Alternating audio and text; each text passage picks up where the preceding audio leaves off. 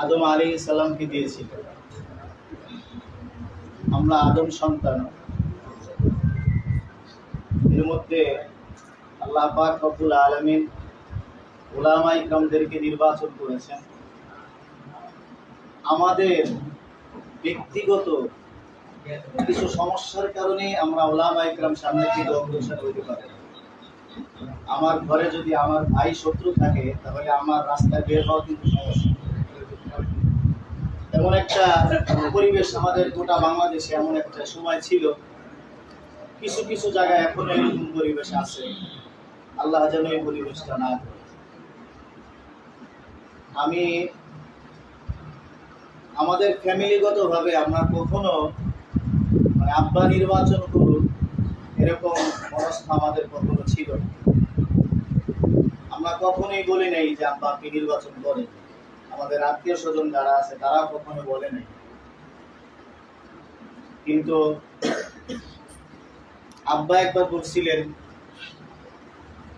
আমার দাদাজান রহমতুল্লাহ আলী রাজনীতি করছেন, আমার বড় চাচা একবার রাজনীতি করছেন, এবং সালতানা দোকানদার ওলামায়ে কিরাম এবং কেন্দ্রের থেকেও তারা ধরছে। এরপরেও ফ্যামিলিগত ভাবে আমরা রাজি হইনি। কিন্তু আলেমদের একটা চাহাত, এই চাহাতটা পূরণ করার জন্য আমরা মোটামুটি একটু রাজি হয়েছি। এখনো আমাদের সমস্ত আত্মীয় স্বজন রাজি হয় না। তারপরে যেহেতু নামটা ঘোষণা হয়েছে, আমি আপনাদেরকে বলি, এই বয়সে আমি সন্তান হিসেবে যতটুকু জানি, আমার আব্বার জীবনে কলঙ্কের কোনো ছাপ নেই। আপনারা উলামায়ে কিরাম যেভাবেই হোক, কেন্দ্রের থেকে হোক, মহাব্বতের দৃষ্টিতে হোক, মাঠে নামাইছেন। অনুরোধ এতটুকু, আপনারা পিছপা হবেন না এবং দিল পরিষ্কার রাখবেন। আবু জাহেল আল্লাহর নবীর কাছে এসে বলছিল যে আমরা তোমাকে মিথ্যা বলি না, মিথ্যা বলি তুমি আল্লাহর কাছ থেকে যেটা নিয়ে আসছো সেটা। তো আল্লাহ পাক রব্বুল আলামিন বললেন, ফাইন্নাহুম লা ইউকাযযিবুনাকা ওয়ালাকিন্নাজ যালিমিনা বিআয়াতিল্লাহি ইয়াজহাদুন। আপনাকে মিথ্যা বলে না, তারা আমার আয়াতকে মিথ্যা বলে। তো আয়াতকে মিথ্যা বলা, নবীকে না মানা, এটা তো সমানই। কারণ নবীকে তো আল্লাহ পাকই পাঠাইছেন। দিল পরিষ্কার রাখেন। দিলে যদি এখনো কারো কোনো নিফাকি থাকে, এই মজলিসে এগুলো আলোচনা করার বিষয় না। তারপরও আমি বলতেছি এই কারণে, যেখানে পিছনে পুরোটা হুজুর রহমতুল্লাহ আলাইহি চলে গেছেন, আল্লাহ কবরকে জান্নাত, হুজুরকে জান্নাত দান করেন। কিছু মানুষ পুরোটা হুজুর এবং দলা হুজুরকে এক থাকতে দেয় নাই, এক মঞ্চে থাকতে দেয় নাই। তাদের মধ্য থেকে কিছু মানুষ এখনো আছে। আমাকে একদিন এক বাজারে দেখা হয়েছে, হুজুরের একজন সাগরেদ আমাকে বলতেছে যে দুই মুরব্বী তো এখন বড় হয়ে গেছে, আমরা আপনাকে আর নিজামুদ্দিন ভাইকে নিয়ে সামনের দিকে অগ্রসর হইতে চাই। আমি তো জানি লোকটা কেমন।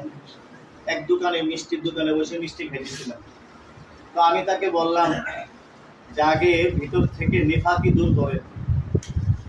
বয়সে আমার অনেক বড়, চুলদারি সব লেগে গেছে। তা আমি বললাম যে আগে ভিতর থেকে নেফাকি দূর করেন, এরপরে আমার কাছে আসেন। ভিতরে যদি মুনাফিকি থাকে তাহলে আসেন না। এই জন্য উলামায়ে কিরাম যারা আমরা আছি, এই বয়সে কবরে যাওয়ার সময় হয়ে গেছে। এখন আসলে রাজনীতি করার সময় না। তারপরেও আপনাদের দিকে তাকাইয়া, দলের দিকে তাকাইয়া মাঠে নামছে।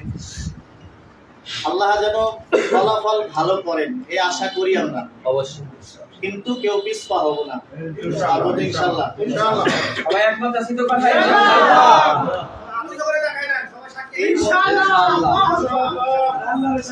যেহেতু কলঙ্কের কোনো ছাপ নাই, দাগ নাই, এখন চলে যাওয়ার বয়সে যেন অন্তত সালতানা দোকানদার ছোট হোক বড় হোক, সাধারণ কোন একজন আলেমের থেকে যেন এমন আচরণ না আসে।